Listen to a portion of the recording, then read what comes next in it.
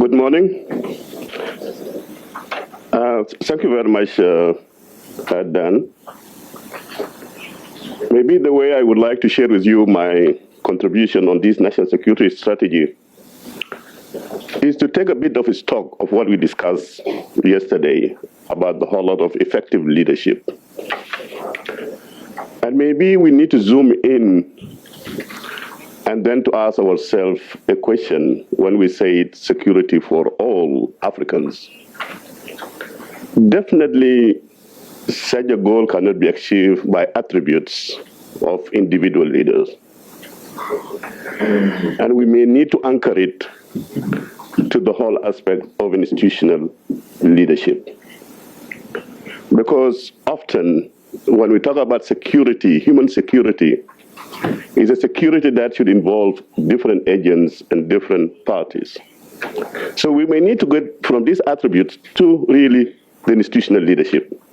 And this will bring us to the issue of national security strategy and the whole lot of resource management, because these are the things that you can test the political rhetoric and to what level you can be committed yourself to achieve that goal of human security. But it's very important also at the same time to highlight some of the issues that were raised by the general. One, the centrality of people. And I think because this is the basis, whether leadership or government, is the centrality of people, because we are talking about human security and people are the center of whatever we'll be talking about. The second one, the whole issues of trust.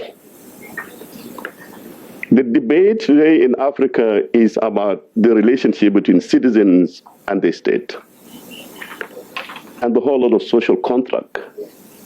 And to what level are we forging this relationship? And that relationship cannot be shaped except through strategies and policies, the right policies. Then the last one, the shared vision and objectives. And this brings us now to this issue of having a shared vision. It's so central, and strategies. And this is where I would like to start. I will try to I know the issue of strategy, all of you are aware. You are a resource of your own. It's just a matter of sharing some of the experiences and then to shed light on some of the points. And at the same time, we want to be sure that whatever we are saying here, we are not in any way at comparative advantage than you, but actually you have all the knowledge and experience. So we'll be repeating certain issues that you may be familiar with, and forgive us for that one. I want to give you the formulation of national security strategy formulation, and I will use the case of my country, just an example of how a lack of leadership, institutional leadership, can result into a crisis of my country like South Sudan. And I will conclude with some issues of what is the way forward before Dr. Raymond could come.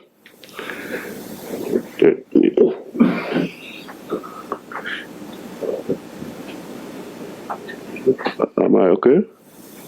Okay.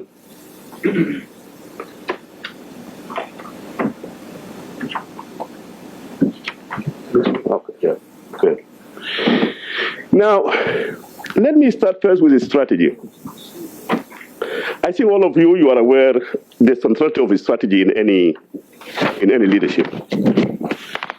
This one is very familiar with most of you. A strategy, in most cases, has 3 or 4 components: objectives, resources, and then the concept itself. But the most important thing, risk itself, the threats. I think we have been talking, these are 3 components that you need to balance as a leader for you to achieve your objectives. It's a very fundamental, all of you are aware about it. But let me go to the process of formulation of national security strategy. One, these are the 6 elements, typical elements of any national security strategy. I know some of you have a white paper, security sector reform paper, most of the national security strategy. Most of these documents are either hidden or not shown, not shared, or some few countries manage to share the national security strategy. Maybe because of your own good reason. We'll be discussing some of these issues about this confidentiality, and then the classification of this document called national security strategy. So in one way or another, you are aware about this national security strategy. But let us discuss some of these aspects and the elements of the national security strategy. The first element is the vision. The vision is so central and it's so linked to the leadership. The problem with the vision is that what type of vision and whose vision?